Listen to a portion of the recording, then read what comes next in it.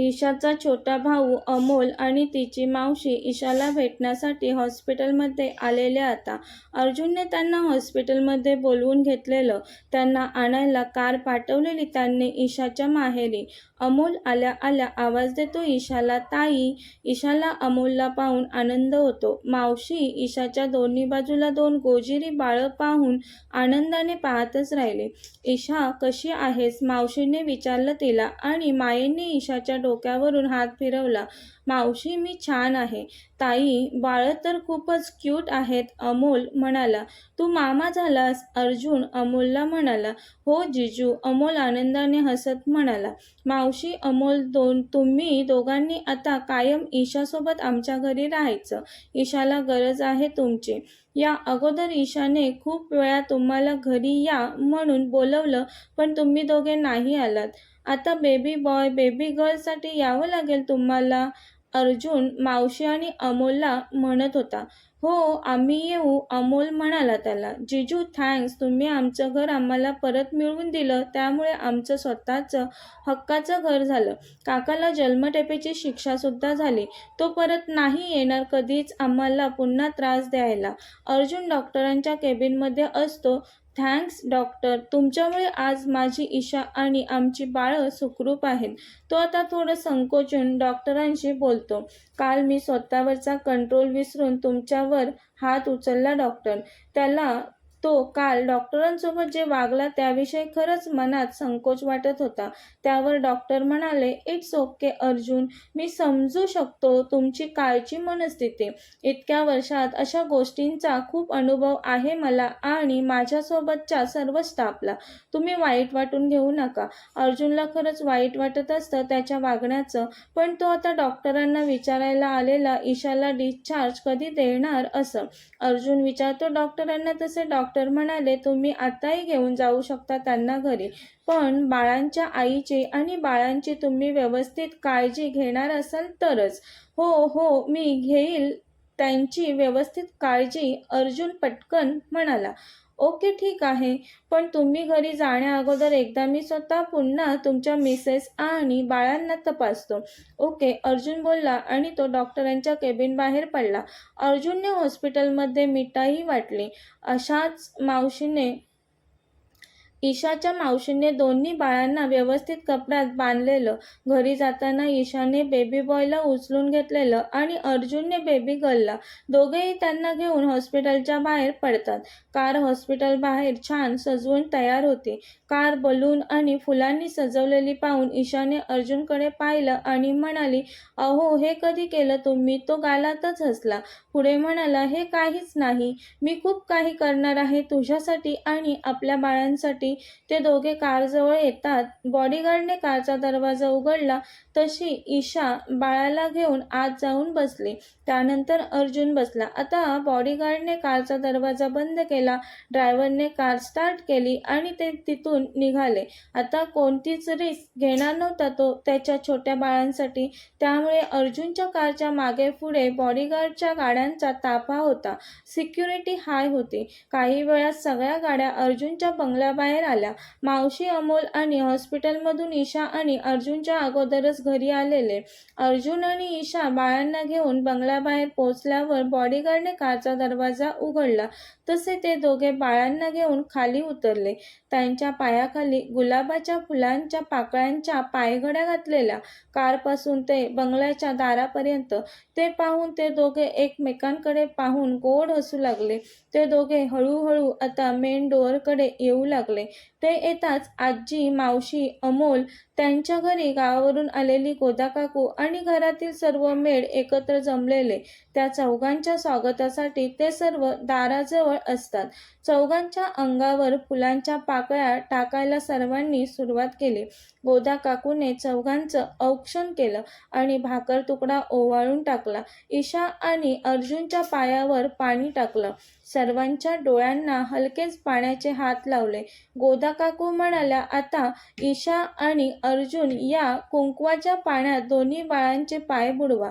जमिनीवर अंतरलेल्या त्या पांढऱ्या कपड्यावर बाळांच्या पायाचे ठसे उमटवा. ईशा मुलीच्या छोट्या पावलांनी हे माप ओलांड. लक्ष्मीच्या पावलांनी मुलगी घरी येत आहे, तिचं स्वागत छान व्हायला हवं. पण मुलीला अर्जुनने घेतलेलं. अहो द्या तिला माझ्याजवळ, ईशा म्हणाली त्याला. पण तो कुठे त्याच्या बेबी गर्लला द्यायला तयार होता. मी करतो सर्व व्यवस्थित, तो म्हणाला ईशाला आणि खाली झुकला. बेबी गर्लचे हलकेच पाय त्याने तांदळाच्या भरलेल्या मापाला लावले आणि ते माप खाली जमिनीवर पाडलं. जमलं की बाळांच्या बाबाला, गोदाकाकू म्हणाला आणि तिथे हजर असणारे सगळेच खळखळून हसले. त्यानंतर दोघांनी बाळांचे पाय कुंकवाच्या पाण्यात बुडवले. त्या पांढऱ्या कपड्यावर बाळांच्या पायाचे ठसे उमटवले. त्यानंतर ईशाची मावशी दोन्ही बाळांचे पाय पुसून घेते. फुलांच्या पायघड्यांवरून चालत ते दोघे काही पावलं आले तर बाळांच्या स्वागतासाठी लावलेली वेलकम अशी फ्रेम त्यांच्या नजरेस पडते. खूप सारे रंगीबेरंगी बलून लावलेले असतात संपूर्ण बंगल्याला. बाळांनो, तुम्ही आपल्या घरी आलात बरं का, ती सांगत होती बाळांना. आजी बोलतात, ईशा, अर्जुन, मी खूप खुश आहे. कितीतरी वर्षांनी महाजनांच्या घरात लहान बाळांचे आवाज गजबजणार आहेत आता. मला खूपच छान वाटतंय. या सगळ्याचं क्रेडिट माझ्या ईशाला जातं बरं का अर्जुन. तिच्यामुळे तुला प्रेम काय असतं ते कळलं. नाहीतर तू होतास मुलींपासून दूर भागणारा. हो आजी, तू खरं बोलत आहेस. ईशाला पाहिल्यावर मी तिच्या प्रेमात पडलो. ती माझ्या आयुष्यात आल्यापासून माझ्या आयुष्यात जो बदल झाला ना, तो खूपच भारी होता. मी कधी लग्न करीन, संसार करीन असं नव्हतं वाटलं मला. पण हे सर्व फक्त ईशामुळेच शक्य झालं. अर्जुन म्हणाला. तशा आजी म्हणतात, अर्जुन, तुझी लेक जांभई देते बघ कशी. झोप आले वाटतं तिला. चला बेबी, आपण झोपूया, तो हातातील बेबी गर्लला बोलतो. तुझ्या मम्माला राहू देत, माझ्या आजीसोबत गप्पा मारू देत. अहो मीही येते, माझ्या बेबी बॉयला पण झोप आले, ती त्याच्या मागून येत म्हणाली त्याला. सगळे आनंदाने त्या चौघांकडे पाहत असतात. ईशाची मावशी आणि गोदाकाकू दोघी मिळून बाळांना आंघोळ घालायच्या. नर्स बाळांच्या औषधांचं पाहायची. अर्जुनने त्याची तपास यंत्रणा कामाला लावलेली. ईशाला तिच्या ओटी भरण्याच्या कार्यक्रमाच्या दिवशी कोणी धक्का दिला ते शोधून काढण्यासाठी. आज त्याला कॉल आला. समोरील माणूस बोलू लागला. त्या दिवशी कल्पेशची बायको वेटरच्या ड्रेसमध्ये घरात शिरलेली. तुम्ही ईशा मॅडमपासून बाजूला जाताच तिने ईशा मॅडमला धक्का दिला. काय? अर्जुन म्हटला. तिला पकडून आपल्या नेहमीच्या अड्ड्यावर घेऊन या, बोलून त्याने फोन कट केला. तिला त्याची माणसं घेऊन आल्यावर कल्पेशच्या बायकोला एका खुर्चीत बांधलेलं आणि तिच्या भोवती गोल राऊंड करून त्यात आग लावलेली. अर्जुन आता तिला विचारत होता, बोल, का केलंस तू असं? माझ्या ईशाला त्रास झाला त्याच्या 1000 पटीने मी तुला त्रास देईल आता. लवकर बोललीस तर कदाचित थोडा कमी देईल. तशी ती, नाही प्लीज नको, रडतच बोलली त्याला. मी मजबूर होती. मला खरंच ईशा वहिनींना त्रास द्यायचा नव्हता, पण मला तो मुद्दाम जबरदस्ती द्यावा लागला. ए वहिनी नाही, माझी ईशा तुझी, तो तिच्या अंगावर मोठ्याने चिडून म्हणाला. सॉरी, मला नव्हता त्रास द्यायचा तुमच्या मिसेसला, ती म्हणाली. ए तुझी ही वायफळ बडबड नाही ऐकायची मला, पॉइंटवर ये, तो म्हणाला तिला.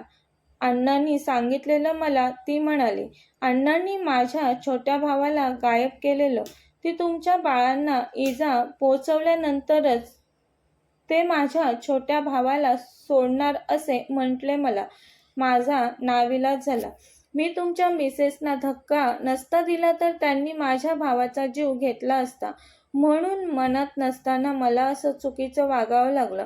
अण्णा, सोडणार नाही मी तुला. तुझ्या मुलासारखंच तुलाही खडी फोडायला कायमचं जेलमध्ये पाठवून देतो, तो मोठ्याने बोलला.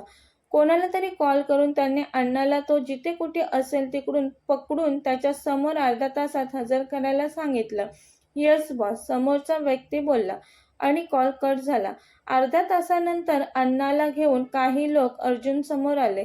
अण्णाला अर्जुनच्या पायाजवळ ढकलून दिलं. अर्जुन, तू इथे का घेऊन आलास मला? अण्णा म्हणाला. अण्णा, ते कळेलच तुला. त्याच वेळी कल्पेशची बायको त्याच्या नजरेस पडली आणि सुनबाई तू? अण्णा आता अर्जुनकडे पाहून म्हणाला, आमच्या सुनबाईंनी सर्व तुला खरं सांगितलं तर? अर्जुन हो सांगितलं म्हणाला. काय मिळवलंस अण्णा माझ्या बायकोला त्रास देऊन तू? अण्णा हसत, खूप समाधान मिळालं मला. माझ्या कल्पेशला तुझ्यामुळे जन्मठेपेची शिक्षा झाली.